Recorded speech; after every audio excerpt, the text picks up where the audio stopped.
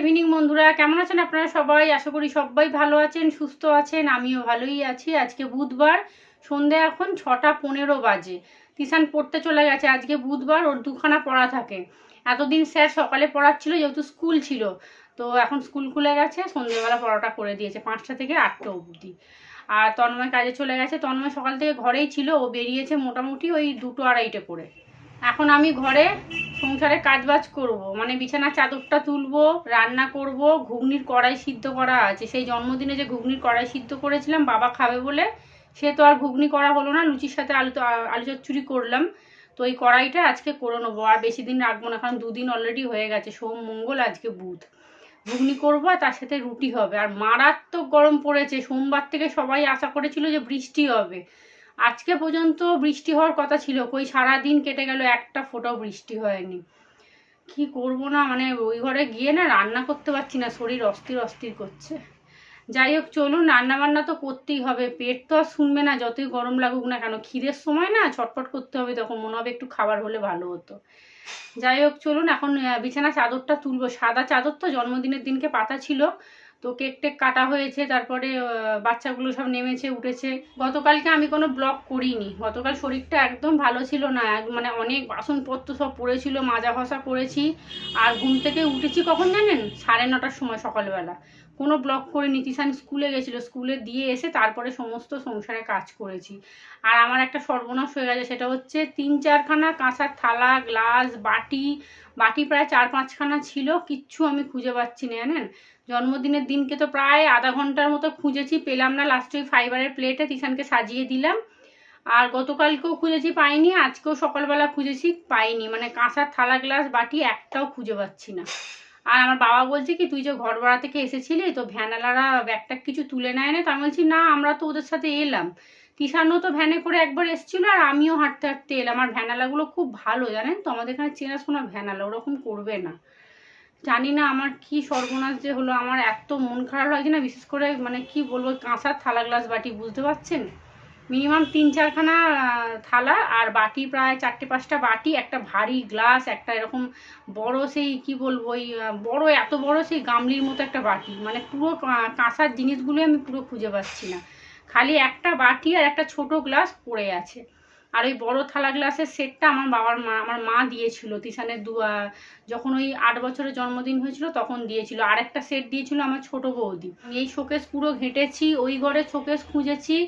আর আমার শাশুড়ি মায়ের শোকেসের মধ্যে ওই থালাগুলো আমি রাখতাম নিচে, যেহেতু অনেক বড় বড় থালা, তো আমার শোকেসের জায়গা হতো না। মায়ের নিচটা না অনেকটা ফাঁকা ছিল, তো আমি সাইডটা দাঁড় করিয়ে রাখতাম। আর বাটি, গ্লাস, ওগুলো সব শোকেসের ভেতরে ছিল, কিচ্ছু পাচ্ছি না। আজকে সকালে তন্ন করে খুঁজেছি, আর একবার খুঁজবো। বাঙ্কের ওপরেও খুঁজেছি, নেই। আমি বাঙ্কে রাখি না, কারণ ওগুলো সব নতুন থালা গ্লাস, তো আমি শোকেসের মধ্যেই রাখি। আমি জানি ওইখানেই আছে, কিন্তু আমি পেলাম না কোথাও। মনটা খুব খারাপ লাগছে জানেন তো, সোমবার থেকেই মনটা খুব খারাপ। অতগুলো থালা বাসন গেল কোথায়? স্টিলের হলে তবুও মেনে নেওয়া যেত, কিন্তু কাঁসার থালা, গ্লাস, বাসন, মানে বুঝতে পারছেন তো কি অবস্থা। এখন তো কি দাম হয়ে গেছে, একটা ছোট্ট বাটি এখন মিনিমাম 300-350 টাকা দাম হয়ে গেছে। বাইরে ভালো হাওয়া দিচ্ছে, হাওয়া দিলে কি হবে, একটা ভেজা ভেজা গরম পুরো। আর এই দেখুন, গতকাল সন্ধেবেলা গিয়ে এই ড্রামটা পাল্টে নিয়ে এসেছি।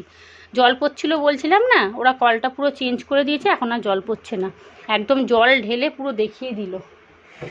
চলুন, এটাকে এখন কোন জায়গায় রাখবো ঠিক করতে হবে, তারপর তার কথা। এখন এখানেই থাক। জামা কাপড় সব ওলট পালট হয়ে পড়ে আছে। তিশান এই জামাটা বার করলো, পড়ে যাবে, আবার পরক্ষণে আবার একটা গেঞ্জি বার করলো, ভাবুন তো। চলুন, চাদরটা দেখছেন কি নোংরা হয়েছে, মাঝখানটা পুরো কালশিটে পড়ে গেছে একদম। কি বলুন তো, সাদা চাদর না আমি এই জন্য কিনতেও চাই না, পাততেও চাই না। তবে এই সেটটা আমার মা আমাকে দিয়েছিল, ওই গৃহপ্রবেশে পেয়েছিল, এই সেটটা আমাকে দিয়েছিল মা। বিছানার ওপরে অনেকগুলো জামা কাপড় ছড়িয়ে ছিটিয়ে পড়ে আছে। কিছু জামা কাপড় ভাঁজ করলাম জায়গার মতো রাখবো বলে, আর কিছু জামা কাপড় মিলে রেখেছি, কারণ এখন না একটা জামা গায়ে গলালে আধ ঘন্টার মধ্যে পুরো ভিজে চপচপে হয়ে যাচ্ছে, এত গরম পড়েছে। আর বৃষ্টি মনে হয় আর হবে না, এ জন্মে আর বৃষ্টি হবে না, কোন জন্মে হবে ভগবানই জানে।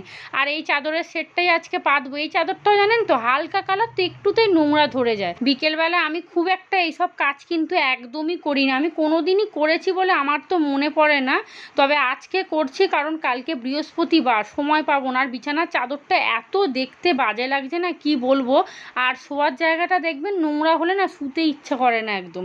তাই মানে সারাদিন যেমন তেমন হোক, শোয়ার সময় যদি একটুখানি বিছানার চাদরটা পরিষ্কার দেখতে লাগে না, নিজেরও শান্তি আর ঘুমিয়েও শান্তি। যাই হোক চলুন, এই চাদরটা তুলে দিচ্ছি। আর এগুলোকে এখন না গরম জলে ভিজাই, এখন আর এমনি ঠান্ডা জলে ভিজিয়ে দিই না। এই চাদরটা যখন কেচেছিলাম এটাও না হালকা করে গরম জল দিয়েছিলাম, দেখছি বেশ পরিষ্কার হয়েছে। তবে এই চাদরটা আমাকে ঠকিয়ে দিয়েছে জানেন, ওই লোনের ওখানে এক দিদি আসে, তার থেকেই চাদরটা নিয়েছিলাম। ও বাবা, সে বললো সুতির চাদর, যখন নিলাম দেখলাম কত সুন্দর, আর একবার কাচার পরেই দেখছি চাদরটা পুরো একদম সিল্কের চাদর, ঠকিয়ে দিয়েছে আর গুটিয়েও যাচ্ছে। গিয়ে বলেছিলাম কিন্তু সে তো আর স্বীকার করবেই না। আমি গিয়ে একবার বললাম, বলার পরে বললো না না আমার ঘরেতে একটা পেতেছি, কই সুতির চাদর তো বেশ ভালোই চাদর, কি বলবো বলুন তো। আর সব থেকে খারাপ লাগছে দামটা নিয়েছে 450 টাকা। জামা কাপড়গুলো তুলেছি, প্রত্যেকটা জামা কাপড় একটু একটু করে ভিজে, কোনো নাইটির এই যে এইখানটা একটু ভিজে, জামার হাতে একটু কলার ভিজে, তারপর প্যান্টগুলো তো পুরো সব একদম কোমরগুলো সব ভিজে। আর আজকে সকাল থেকে না মেঘলা মেঘলা হয়ে আছে, এই যে এই কটা মাত্র শুকিয়েছে। এগুলোকে ভাঁজ করে জায়গা মতো রেখে দিই, সব ভিজে জানেন, 2খানা 3খানা নাইটি ভিজে আজকে, মানে একদম রোদই ওঠেনি। যাই হোক চলুন, এখানে এই যে চশমা মোছার এটা এখানে ফেলে রেখে দিয়েছি। বিছানাপত্র সব গুছিয়ে নিয়েছি, বাইরে ভালো হাওয়া দিচ্ছে। এই চাদরটা পাতলাম, এই চাদরটা খুব বেশি দিন জানেন তো পরিষ্কার থাকে না, ও 2-4 দিনের মধ্যে আবার মাঝখানটা পুরো কালো হয়ে যাবে, যেহেতু হালকা কালার না, চট করে নোংরা হয়ে যায়। চলুন এবারে যাব রান্নাঘরে। ঘরের অবস্থা দেখুন, এই যে এখানে একটা চাদরের সেট এখন তুললাম, আর ড্রামের বালতির মধ্যে এখনও 2 সেট আছে, কাচতে হবে। আর এই কদিনের মধ্যে কেচে নেবো যদি বৃষ্টি বৃষ্টি হয়। আর এই যে রান্নাঘরের এই অবস্থা, সব পরিষ্কার করে তারপরে রান্নাবান্না বসাবো। অনেক বাসন ছিল জানেন, সমস্ত তুললাম। গতকাল থেকে আমার যা অবস্থা হয়েছিল বাবা, তার মধ্যে এত ঘুম পাচ্ছে, আর বাইরে এত হাওয়া দিচ্ছে ঠান্ডা, অন্য কোথাও বৃষ্টি হচ্ছে। গতকালকে কোথায় যেন বৃষ্টি হচ্ছিলো, আমার ছোটো বৌদি বললো, ঠিক মনেও পড়ছে না ধুর। আর এই যে ঘুগনির কড়াইটা এই যে বার করেছি, আলু দিয়ে আর একটা সিটি মারলে মারতেও পারি, নাহলে আলুটা ভাবছি একেবারে কড়াতেই সিদ্ধ করে নেবো, কারণ একটু বেশি সিদ্ধ হয়ে গেছে। এর মধ্যে আবার আলু দিয়ে সিটি মারলে না আরও গলে যাবে। কেনা জল আর নেই জানেন, জল বলতে হবে, যে ড্রাম পুরো ফাঁকা। চলুন, আর এখানে কেকটা যা জল ছিল সব ভরে নিয়েছে, এই যে কেকটাকে একটা কন্টেনারে করে রেখে দিই। এইবারে যেহেতু লোকজন কম এসছে তো, তাই কেক একটু অনেকটা বেঁচেই গেছে, নাহলে এতটা কেক বাঁচে না। আর কেকটার স্বাদ এত ভালো, কি বলবো আপনাদেরকে, এত সুন্দর কেকটা খেতে। মঞ্জিনিসের কেক খুবই ভালো। চলুন এটাকে একটা কন্টেনারে করে রাখি, রেখে প্লেটটা বার করি। গতকালকে তো ফ্রিজ পুরো ভর্তি ছিল একদম। গতকালকে রান্না বান্না কিচ্ছু করিনি, 9:30টার সময় ঘুম থেকে উঠেছি, উঠে চা খেয়ে ব্রেকফাস্ট করে তিশান এসছে, রেডি হয়ে বেরিয়ে গেছি স্কুলের জন্য। তারপরে এসে সমস্ত ওই বাসি কাজ সব করেছি। আর এখন যেহেতু ঈদ চলছে তো সেই জন্য এখন না, মানে সোমবারে ঈদ ছিল, তো ঈদের কারণে তন্ময় এখন সকালবেলা কাজে যাচ্ছে না, দুপুরবেলায় যাচ্ছে। গত 2-3 দিন ধরে এরকমভাবেই কাজে যাচ্ছে। ঈদের দিনকেও ওই দুপুরবেলা খাওয়া দাওয়া করে বেরিয়েছিল, গতকালকেও বেরিয়েছিল, আজকেও সেম ওই 2-2.5 করে বেরিয়েছে। তো ওই দুপুরবেলা গরম করেছি খাবার, আর শুধু ভাত করেছিলাম, ভাতটা ছিল না, তো গরম করে দুজনে মিলে খেয়েছি। তিশানও তাই খেয়েছে, আর বাদ বাকিটা মাকে খানিকটা রাত্রিরে দিয়েছিলাম, ব্যাস শেষ হয়ে গেছে। আর খাবার এতটাই পরিমাণে ছিল, রাত্রিরেও হয়েছিল জানেন, মাংস ছিল, পনির ছিল, ডাল ছিল, ওরা সব খেয়েছে রাত্রিরে, তবে আমি আর রাত্রিরে খাইনি। বাবা, একেই বাসি মাংস, দুপুরবেলা অত কিছু খেয়েই না পেটটা কেমন ব্যথা ব্যথা করছিল। আর ফেলতেও তো গায়ে লাগে বলুন তো, অত খাবার, আর এত কষ্ট করে রান্না করেছি বাবা। সারাদিন রান্না বান্না যখন করছিলাম না, মানে ঠিক দুপুরবেলার দিক করে 12:30 ওই 1টার দিক করে না, শরীর খুব খারাপ লাগছিল, মানে শরীর অস্থির অস্থির করছে, দম নিতে কষ্ট হচ্ছে। তারপর মা বলছে কি যে তুই ওই ঘরে গিয়ে বস আগে। আর এই ঘরটা তো যেন মনে হচ্ছিল আগুনের একটা গোলা। মা লাস্টে ভাজাভুজিগুলো করেছে, তারপরে আমি খানিকটা ওই আধা ঘন্টার মতো ওই ঘরে পাখার হাওয়ায় একটু বসেছিলাম। খেতে তো পারিনি, শুধু মাংস দিয়ে আর একটু পনির দিয়ে অল্প দুটো ভাত খেয়েছি, তাও ভাত খেয়েছি কখন, আবার 3টের দিক করে। ওরা খাওয়া দাওয়া করে উঠলো, আর দেরি হয়েছে কিসে বলুন তো, ওই থালা বাসন খুঁজছে, নাহলে খুব একটা দেরি হতো না, 1টা 1:30টার মধ্যেই রান্না হয়ে গেছিলো। থালা বাসন খুঁজতে খুঁজতে 2টো 2:30 বেজে গেছে। যা কেক আছে মোটামুটি স্টিলের টিফিন কৌটোরে ধরে যাবে। আর আমি এখন খানিকটা কেক নিয়ে খাবো, কারণ আমি খুব বেশি কেক খাইনি। তন্ময় 2বার বার করে খেয়েছে, তিশান 2বার খেয়েছে, মা নিয়েছে, কিন্তু আমি একটুও মানে একটু খাইনি বলবো না, অল্প একটুখানি খেয়েছিলাম। আর আমার কি বলুন তো, আমি একসাথে না এত কিছু খেতেও পারি না। আমার মনে হয় ফ্রিজ আছে, আমি 2 দিন ধরে রেখে খাবো, আমার অসুবিধা তো কিছু নেই। কিন্তু এরা কি বাবা আছে মানে একদিনেই শেষ করে দিতে হবে। যাই হোক চলুন, অল্প একটু কেক খেয়েছি, খেয়ে এবারে রান্নাঘরটা একটু গুছিয়ে নিচ্ছি।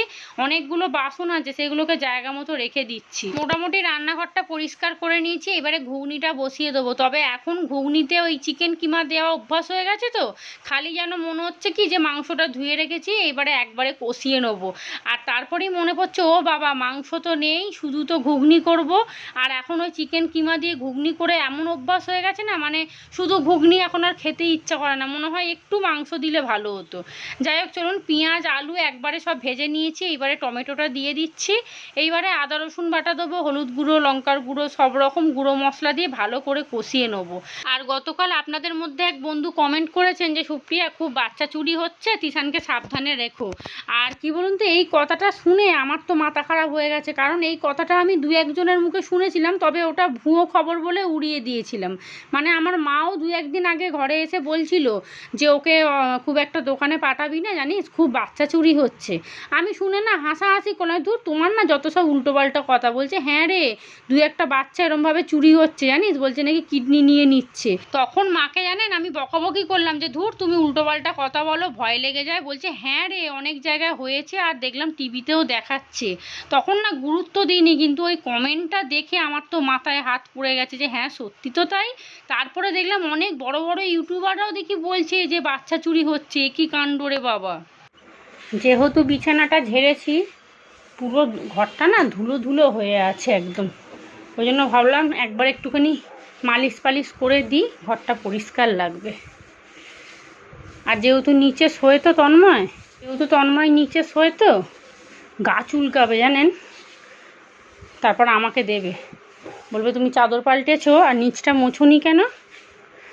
চলুন, ঘুগনিও হয়ে গেছে আর সমস্ত কাজবাজ হয়ে গেল। এখন বাজে প্রায় 1:45। উফ, ভাবছিলাম জানেন তো, কালকে বৃহস্পতিবার, ভাবছিলাম জামা কাপড় তো সেই ছাড়বো, ঠাকুরের থালা গ্লাস সব ভালো করে ধুয়ে ধায়ে রাখি। তারপর আবার ভাবলাম কি থাক, এই গরমে আর ভাল লাগছে না। লঙ্কা গুঁড়োটা হাত দিয়েছি, ওই হাতটা মুখে দিয়েছি, মুখ পুরো জ্বালায় ছটফট করছি একদম। একদম বৃষ্টি হলো না বাবা, কি কথা। হ্যাঁ, আজকে থেকে তো সবাই বলছিল বৃষ্টি হবে, খবরও দেখাচ্ছিল। তার মানে ভাবুন, আবহাওয়া দপ্তরও এখন ঠিকঠাক খবর দিতে পারছে না। আর এই চাদরটা আছে দেখতে পাচ্ছেন, ওটাকে না রাত্রিরেই ভাবছি ভিজিয়ে দেবো গরম জল করে, কারণ এখন বেলায় যা গরম পড়ছে না, কিছু কাজবাজ করা যাচ্ছে না। রবিবারে তন্ময় কাজে গেছিলো, এসছে তখন ওই কটা হবে, রাত্রিরে 8টা-9টা হবে। ও আসার সময় দেখুন এই বুটটা তিশানের জন্য কিনে নিয়ে এসেছিলো। এই যে ওই মালিকের ছোট ছেলেটা এক সেট কিনেছে, আর এই যে ওর এটা পছন্দ হয়েছে, ছেলের জন্য কিনে নিয়ে এসছে। দেখুন কি অবস্থা করেছে, 2 দিন স্কুলে পড়ে চলে গেছে। ওই বুটটা কেউ স্কুলে পড়ে যায় বলুন তো? তন্ময় আজকে সকালবেলাই বলছে, তুই কি করেছিস রে, বুটটাকে পুরো কালো করে দিয়েছে, একবারে মুছে টুছে আমাকে তুলে রাখতে হবে আগে। আটাটা শেষ হয়ে গেছিলো, তিশানকে যাওয়ার সময় বলছিলাম এনে দে আমাকে, বললো মা দেরি হয়ে যাবে। আর দেখছি আসার সময় আটা নিয়ে ফিরেছে, একদম ধারে নিয়ে এসছে জানেন, সামনের দোকানের লোকটাকে বলে। তবে 1 কেজি নিয়ে এলে ভালো হতো, যাকগে ও যে নিয়ে এসছে এটাই অনেক। কটা রুটি করে নিয়ে জানেন। আর এখানে বাসনপত্রগুলো সব মেজে নিয়েছি, ঘুগনি হয়ে গেছে, ব্যাস আটা মেখে রুটিটা করে নিই, তারপরে নাইটি ছাড়বো জানেন। রুটি করলে তো একদম বাবা যেন মনে হবে ওপর দিয়ে কেউ 1 বালতি জল ঢেলেছে গায়ে। তিশান টাকা নিয়ে গেছে আবার ডিমের ডেভিল আনতে, এই সামনেই একদম। ও জন্মদিনে অনেকগুলো টাকা পেয়েছে আশীর্বাদে, আমার বাবা মা তন্ময় আমি শাশুড়ি সব দিয়েছি। ওই টাকাগুলোকে এখন খরচা করছে একটু একটু করে, কোথায় আইসক্রিম খাচ্ছে, আবার একদিন নাকি বলছে শুক্রবারে দুপুরবেলা বলছে মা চিকেন চাপ আর বিরিয়ানি খাবো। বাবা, তন্ময় এখনো আসলো না, 8টা বাজতে যায়। রুটি তরকারিটা করে রাখি, খেলে খাবে, না খেলে ওই 2টো রুটি ওই তিশানকে বলবো পরের দিন সকালে তেলে ভেজে দিচ্ছি, খেয়ে নিবি। আর তিশান ওই আশীর্বাদে প্রায় 3 থেকে 400 টাকা পেয়েছে, ওইটাকে একটু একটু করে খরচ করছে জানেন। সকালবেলা একটা থামস আপ এনে খেয়েছে, ওই 20 টাকার বোতল, তারপরে গতকালকে আইসক্রিম খেয়েছে, এটা ওটা করে খেয়ে নিচ্ছে টাকাগুলো। বললাম যে আর কিছু টাকা মিলিয়ে একটা ভালো সুন্দর দেখে পড়ার ব্যাগ কিনে দিই। বলছে না আমার ব্যাগটা তো এখন মোটামুটি চলছে, টাকা কিছুতেই দেবো না জানেন।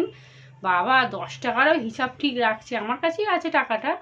যখন যা খাচ্ছে আমার থেকে চেয়ে চেয়ে নিয়ে যাচ্ছে, কিন্তু 1 টাকাও দেবে না বাবা।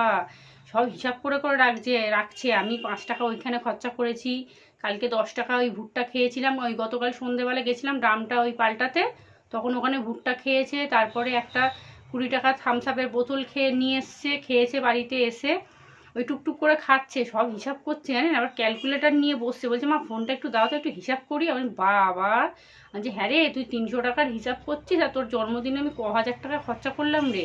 তখন চুপ করে আছে। ওকে দেখে জানেন তো আমার ছোটোবেলার কথা মনে পড়ে যাচ্ছে। আমার পিসিরা যখন আসতো এরকম 50 টাকা 20 টাকা 30 টাকা দিয়ে যেত, তখন তো মানে 20 টাকা মানে অনেক টাকা।